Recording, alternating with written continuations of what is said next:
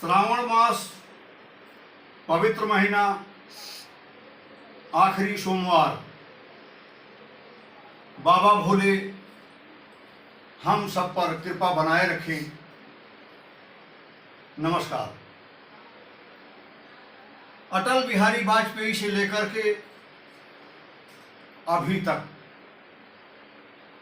लचर अर्थव्यवस्था को सुधारने में जो भारत सरकार ने परिश्रम किया, यूपीए 1 और 2, मनमोहन जी की सरकार जो आज हमारे आदरणीय प्राइम मिनिस्टर मनमोहन जी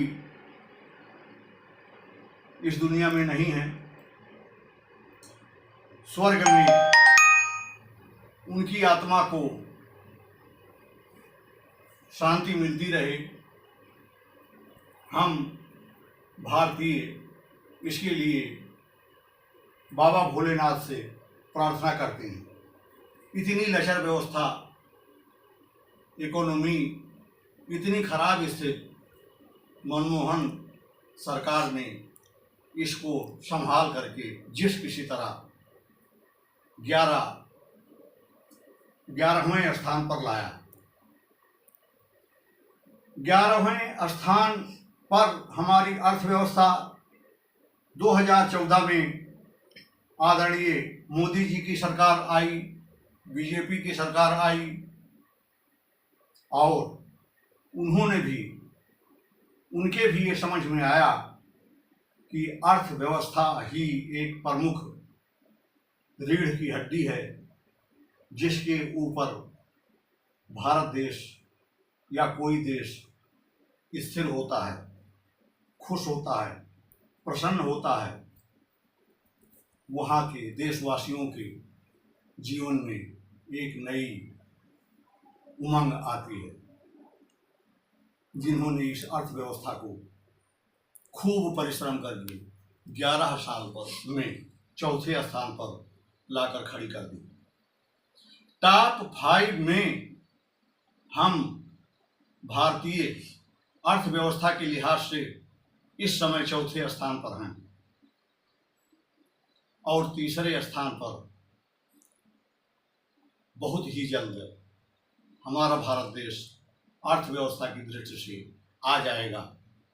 ऐसी कल्पना और संकल्प दोनों हमारे आदरणीय प्रधानमंत्री मोदी जी ने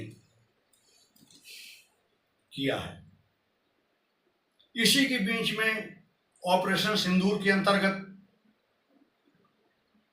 हमारे देश की अर्थव्यवस्था पर आंच न आए, उसके विपरीत कार्रवाई जो हमारी विपक्षी दल लगातार कर रहे हैं। पाकिस्तान से या वहाँ की मीडिया से क्या खबर आती है वही खबर सही है, ऐसा विपक्षी मानते हैं। ट्रंप ने क्या कहा वही सत्य है, ऐसा विपक्षी मानते हैं। अब लास्ट समय में मानसून सत्र के दौरान सदन में बहस के बाद, ऑपरेशन सिंदूर के ऊपर बहस के बाद, ट्रंप गुस्साए, झल्लाए और बोला मैं भारत पर 25% टैरिफ लगा दूंगा।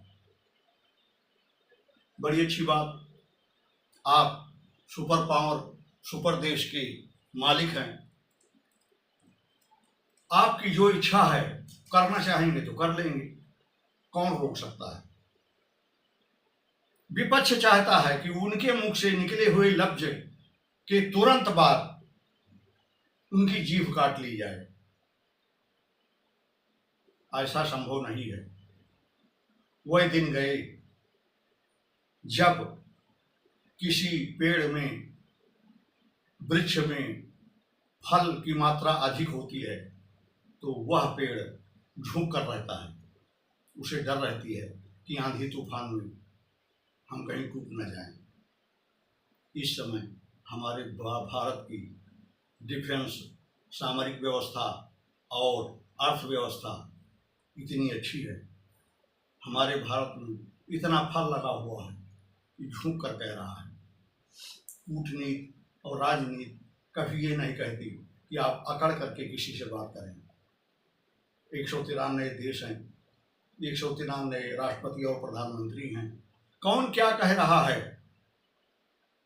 उस पर हम तुरंत उबाल खा करके और कोई ऐसा वचन बोल दें कि विश्व बिरादरी में हमारी हंसी हो, ऐसा तो नहीं हो सकता। ऐसा भारत देश नहीं कर सकता। ट्रंप ने कहा डेड इकोनॉमी, अर्थात मृत्यु को प्राप्त अर्थव्यवस्था भारत की। तो विपक्ष ने कहा बिल्कुल 100% सत्य है। 11वें स्थान से जहां पर आपने छोड़ा था वहां से अब हम अपनी अर्थव्यवस्था को चौथे स्थान पर लाए हैं। चौथे पायदान पर पहुंच करके भी आप ट्रंप ने कहा तो आपने भी कह दिया। आप इकोनॉमिक्स अर्थशास्त्र या तो नहीं पढ़े हैं या आपको अर्थव्यवस्था के बारे में इतना ज्ञान नहीं है, अथवा आप मोदी के प्रति आपके अंदर जो क्रोध भरा हुआ है वो भारत देश को भी आपके मुख से कहने के बाद सुनना पड़ रहा है। अर्थव्यवस्था हमारी ठीक है। मैं भारतवर्ष के नागरिकों से ये बताना चाहूँगा, डिफेंस के ऐसे लड़ाकू विमान सामान जो हम 100% या 90% बाहर से मंगाते थे, आज अपने देश में उसका उत्पादन हो रहा है। लगभग 36 देश हमारे से ब्रह्मोस्त्र मिसाइल की गुजारिश कर रहे हैं कि हमें भी ये मिसाइल दें। 400 जो हमारा सुदर्शन चक्र है उसकी भूरी भूरी प्रशंसा हो रही है और उसी में विपक्ष को कुछ नहीं दिखाई दे रहा है। केवल एक ही चीज दिखाई दे रही है कि मैं ऐसे शब्दों को कहाँ से चुनकर पाऊँ, मुद्दा कहाँ से पाऊँ। कब जॉर्ज सोरोस, सैम पित्रोदा और ट्रंप बोलें कि मुझे बोलने का मौका मिले, चाहे देश रहे या देश की व्यवस्था रहे या देश की गरिमा रहे या देश की पवित्रता रहे या ना रहे, इसकी ख्याल ना करके आप केवल अपने कुर्सी के चक्कर में पड़े हैं। तो मेरे भ्राताश्री, मैं आपसे विनम्र प्रार्थना करना चाहूँगा कि समय से पहले और भाग्य से अधिक ना किसी को मिला है ना मिलेगा।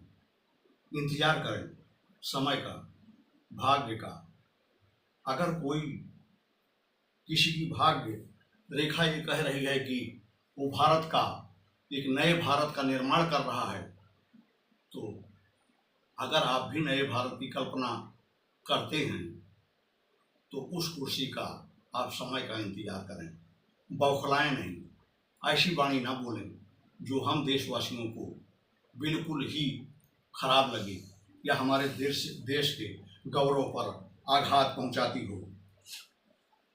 अमेरिका 1.9% और भारत 7.6%। अब आप बताएं कि अमेरिका की अर्थव्यवस्था ठीक है या भारत की अर्थव्यवस्था ठीक है? भारत की अर्थव्यवस्था ठीक है। इसी वजह से विश्व बिरादरी में अमेरिका जैसे, डोनाल्ड ट्रंप जैसे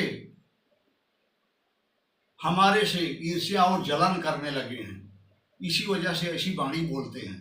उन वाणी को आप सत्य समझ करके और उसी को आप भी ना बोलने लगे, इसमें आपकी बहुत हानि होगी।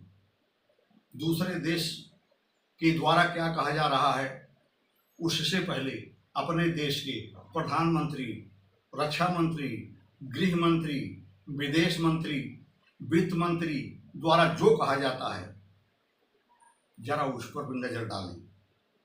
ये भी नागरिकों के वोट से बन करके और शपथ लेकर के कुर्सी पर बैठे हैं, इन पर भी विश्वास जताएं। बाहरी आदमी आपको कुछ नहीं देगा, केवल एक हंसी का पात्र बना करके आपको छोड़ देगा। ट्रंप ने कहा 5 जहाज गिरी, अब आपने कहा कि 5 राइफल भारत के गिरे। अगर गिरे भी होते तो आपको ऐसी बातें नहीं बोलनी चाहिए थी, जबकि पूरी दुनिया, पूरा भारतवर्ष ये जानता है कि 5 जहाज पाकिस्तान के मारे गए थे। हमारे टोटल पायलट ठीक हैं, ये कम है क्या के साथ। अब मैं आपको ले जाना चाहूँगा टैरिफ, रोज सुनते होंगे टैरिफ। ट्रंप ने कहा मैं भारत के ऊपर 25% टैरिफ लगा दूंगा। वैसे तो ऐसा संभव नहीं है, अगर संभव है भी, क्योंकि उनकी बुद्धि, उनकी इच्छा, अगर वे करना चाहें तो ऐसा हो सकता है। टैरिफ का मतलब पहले मैं समझाना चाहूँगा। हमारे भारत के बाजार में अगर कोई सामान बन रहा है, हम 100 रुपये का अमेरिका को देते हैं, तो 125 रुपये, 25 रुपये टैक्स लगा करके उसको 125 रुपये अमेरिका सरकार बना देती है, और अन्य 3% जो यहाँ से वहाँ तक की खर्च वगैरह वगैरह लगा करके 100 रुपये का सामान अमेरिका की बाजार में 200 रुपये का बिकना शुरू हो जाता है। अमेरिका के नागरिकों को भारत के जो सामान 100 रुपये में मिलते थे अब 200 रुपये में मिलेंगे, तो उसकी बिक्री बंद हो जाएगी, मांग कम हो जाएगी। तो हमारे भारतवर्ष की बाजार में जो सामान बना है उसकी बिक्री या उसकी निर्यात घट जाएगा, और जब निर्यात नहीं होगा तो शायद वह व्यवसाय भी टूट सकता है, यदि उसका कोई खरीदने वाला ना हो। कोई भी सामान अगर बना है और वो बिक्री नहीं होगा तो वो कंपनी किसी भी हालत में टूट जाएगी, ये सभी लोग जानते ही होंगे। तो 100 रुपये के सामान को 200 रुपया करने के फिराक में डोनाल्ड ट्रंप जी हैं। अब उनके यहाँ से आने वाले सामान पर भी हम टैक्स लगाएंगे।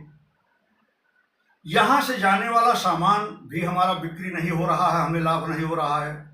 वहाँ से आने वाले सामान पर अगर हम टैरिफ 25% ही लगा करके और यहाँ बेचें तो वो भी 100 का सामान 200 रुपये में बिकेगा, यहाँ भी लोग नहीं खरीदेंगे।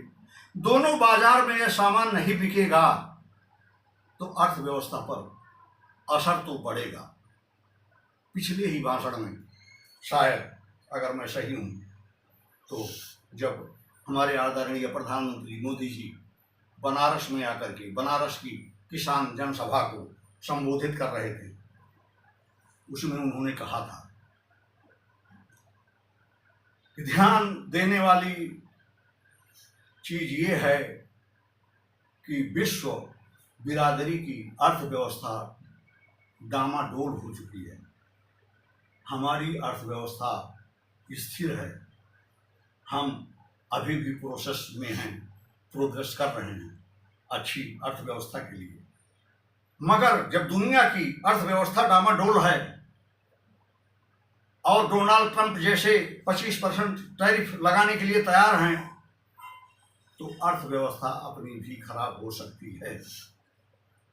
जो कंपनियां जो सामान बना रही हैं, जो डोनाल्ड ट्रंप को या अमेरिका को बिक्री कर रही हैं, वहाँ बिक्री नहीं होगा तो वो कंपनी टूट जाएगी। इसीलिए उन्होंने कहा स्वदेशी अपनाओ, अपने देश में बने हुए जो सामान आप खरीदो अपने घरेलू खर्च के लिए, उसमें भारतीय श्रमिक के पसीने की बू हर हालत में आवे, ऐसा सामान आप खरीदें जिससे कि हम उस कंपनी को तोड़ने से बचा सकें और अपनी अर्थव्यवस्था को स्थिर रख सकें, ये उनका कहना था। और विपक्ष क्या कह रहा है, किस लिए कह रहा है, ये भी आप सभी लोग जान रहे होंगे। 15 साल 20 साल जिसने जीवन भर मलाई खाई हो और 15-20 साल कुर्सी से बाहर हो और जनता से दूर हो, उसको आखिर कहाँ नींद आ रही होगी। मगर ये हमारा भारतवर्ष अब नए भारत की कल्पना करके नए रास्ते पर चल पड़ा है और आदरणीय प्राइम मिनिस्टर मोदी जी के साथ ये भारत पूरा विश्वास रखता हूँ कि ये रहेगा।